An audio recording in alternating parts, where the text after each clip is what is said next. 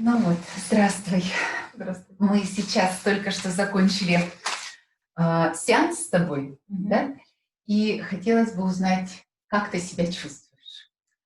Ну, я себя чувствую прекрасно. Особенность вообще ощущений после этого массажа заключается в том, что отключаются мысли. Потому что вот у меня, ввиду моей жизни, детей, работы и так далее, мыслемешалка, она бесконечна. Вот ты понимаешь, лежа на массаже, в начале массажа, что тебя вот ты до этого эти мысли не ощущаешь, они как норма, а сейчас, что они мешают, они как шум. В процессе массажа они уходят. Ой, как ты Вот, красиво да, сказала. это здорово. Волшебно, Да, без, правда. наверное, вот этот массаж, он проявляет, это все-таки патология в моем понимании. Когда Мыслемешалка, много да. мыслей. Причем нехороших порой. Ну, не то, что убить кого-то хочешь. Ну, Нет, понятно, но да. прям мыслей ненужных совершенно вообще. Вот, да. Волшебно, правда, волшебно. А расскажи, кем ты работаешь. Вот это, наверное, самое ценное услышать именно от тебя, потому что пока наши друзья не знают, кто ты.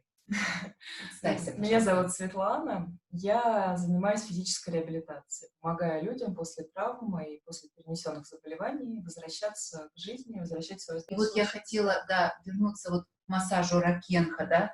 Как ты думаешь, вот этот массаж, его вообще можно рекомендовать как именно терапевтический метод? Безусловно, можно рекомендовать как терапевтический. Более того, очень классно, на мой взгляд, то, что очень много внимания уделяется нижним конечностям. Потому что они несут на себе все наше тело, большая нагрузка. Плюс в них скапливается, благодаря гравитации, в которой мы живем, все. Все стекает вниз, и ничего не может подняться наверх в результате того, что мы сидим бесконечно, мало двигаемся, неправильное питание. Вот это здорово. И в плане терапевтически, то есть у нас там болото, да? Благодаря массажу Ракенхи мы делаем реку. А где река, где все движется, значит, там все вымывается. Соответственно, микроциркуляция в суставах, суставы начинают улучшать свое состояние, обновляться, в целом состояние улучшаться. Вот сейчас я, научившись вот у тебя массажу, у меня есть одна пациентка, она колясочница, я с ней работаю на полу, ЛФК. Это, я же не массаж с ними, ЛФК, массаж так, символически. И вот, естественно, упражнение сложное, она устает. И в перерывах, пока она отдыхает, мне очень удобно. Я как раз работаю с ее тазом, с ее ногами. Как раз а у нее спастика.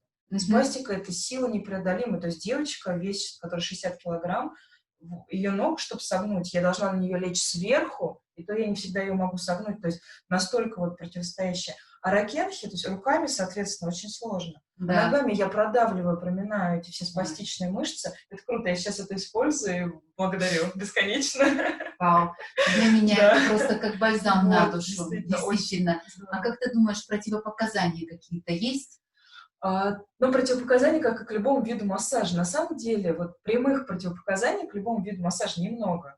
Онкология, температура 40, но нормально, адекватный человек не не будет делать, да. Кровотечение внутреннее, опять же, человек не То есть пойдет. все только от разума, От то есть разума, да. здравый смысл. Но есть косвенные противопоказания, они индивидуальны. Например, менструальный цикл. Это не противопоказание наличия менструации женщин, но бывает, женщина себя плохо чувствует.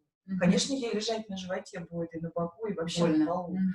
Да, лучше давайте отложим. Опять же, не значит, что она в результате массажа умрет, но отложить. Или, к примеру, что может быть еще? Вот очень многие женщины, приходя на массаж, говорят, а у меня варикоз. Вот дико вот боюсь, у меня варикоз. На самом деле, если это не острый воспалительный процесс, при любом остром воспалительном массаже, не противопоказание. Более того, наоборот. То есть мы благодаря массажу улучшаем циркуляцию лимфы, отток жидкости, тем самым снижаем вообще груз ноги, нагрузку на ноги, как правило, уменьшается даже вес тела. А варикоз, я всегда вот таким женщинам, которые приходят в спортзал еще, мы же в ФК работаем еще и в спортзале, часто говорят, а как же нам вот физическая нагрузка, у меня варикоз. А я смотрю на женщину, она весит 90 килограмм, при росте там 1,60 м. Я говорю, вот вы не боитесь каждый день носить 30 лишних на себе. Варикоз — это ничего страшного. А то, что мы сейчас 3 килограмма на тренажере поднимем, это все варикоз, все. То же самое и вот массаж. Это только, конечно. Острая воспалительная стадия даже не обсуждается, конечно. А вот, допустим, пожилым людям, вот ты говорила, да, то есть здесь нужно смотреть также опять с точки зрения здравого смысла. Если человек пожилой и его кости уже такие закорузлые, да, то есть какие-то, может быть, пропсы добавить, да, там где-то подушечку постелить, и, как правило, то есть все нормально, да, Всё. будет? Но с пожилым нужно много разговаривать. Вообще, в принципе, любого пациента нужно опрос проводить. Как вы себя делали ли вы массаж? Ко мне пришел один раз мужчина, он молодец, опытный, он предупредил. Вы знаете, от массажа сознание теряет. А знаете, он мог просто, вот, хотя он делал его 15 лет назад, последний раз и потерял сознание, но это было в результате массажа. Отложилось уже на Да, подкорке. я возвращаюсь к пожилым, нужно разговаривать, как вы себя, ваше сейчас самочувствие, как ваше давление, страдаете ли вы гипертоническими кризами, причем важно спросить, бывает у людей криз, и он его не чувствует, у него 220, а он не чувствует давление. Спрашивают, бывало ли у вас такое, потому что в процессе массажа вы сейчас ему дадите 220, но всякое может быть, он пожилой, и вы будете последний, кто его увидит живым, как бы, это, конечно, ни в коем случае. Нужно просто опросить. Если у человека, в принципе, все ровно, не идеально, но ровно, можно. И я бы вот первый сеанс, если это пожилой человек, я бы с ним знакомилась со своими ногами. Да, сделать очень light, да, то, что мы рекомендуем. Контакт, спрашивать постоянно, курсе, как, что. И когда уже, сделав первый сеанс, на следующий день с ним созвонившись, как он себя чувствует, тогда уже можно применять более техники, не техники, а нажатия, посильнее. И еще важно насчет подушечек. Конечно, пожилому человеку, не только, к сожалению, у нас пожилые уже в 30 лет, вот где-то, по-моему, у тебя это было озвучено, но, к сожалению, в 30 лет страдают и весом, и суставами, и в первую очередь в голове уже человек старый. И людям тяжело лежать просто на полу, на твердом полу. Принять это положение, лежать, вот как пример на одном из курсов, который я вела, на вопрос, как ваша мама, женщина ответила, моя мама еле отползла, да?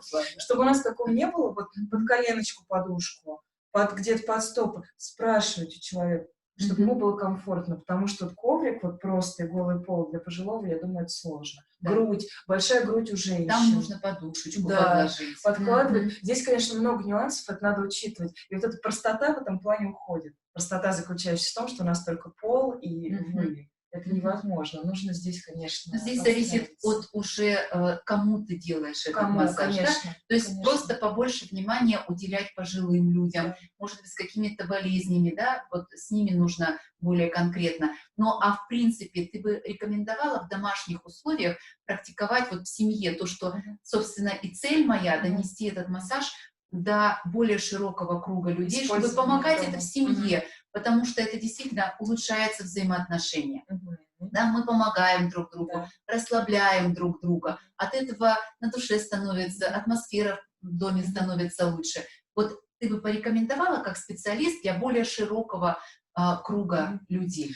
Безусловно, более того, вот мне всегда так досадно, у меня часто ко мне жены приводят своих мужей. Но мужчина, как правило, тяжелым физическим трудом занимается. Он уставший, сделать ему массаж. Я в этом плане всегда думаю, как здорово, когда жена сама своему мужу делает массаж. Ни один мужчина бы от этого не отказался. Но женщина, как правило, говорит, тяжело, я 2 минуты сделаю руками. Я устала. Вот как раз ноги — это просто идеальный вариант. От женщины не требуется много усилий. Тем более она это может делать с любовью. Она это может делать с любовью. Причем массаж, по сути, мужчина, занимающийся физическим трудом, он нужен ежедневно вечером. Не обязательно это делать час, хотя бы 10 минут снять напряжение с основных участков. Хотя бы просто по ногам пройти, где вот весь блок создается. Да, для женщины это несложно, для мужчины это потрясающе. И вот то, о чем ты сказала, это объединение. Но я уже сейчас привела пример женщина-мужчин, и наоборот тоже, безусловно. Но все-таки мы должны помогать всем. Безусловно. Но здесь как бы говорится о том, что человек, который больше физически трудится, он больше страдает физически. Да, ему надо помогать. Здорово. Конечно, безусловно, я рекомендовала. Отлично. Да. Благодарю тебя, прекрасно. Столько много интересного ты рассказала. И я думаю, что это действительно послужит таким хорошим и примером, и то, что люди услышат тебя как профессионала. Спасибо, благодарю тебя.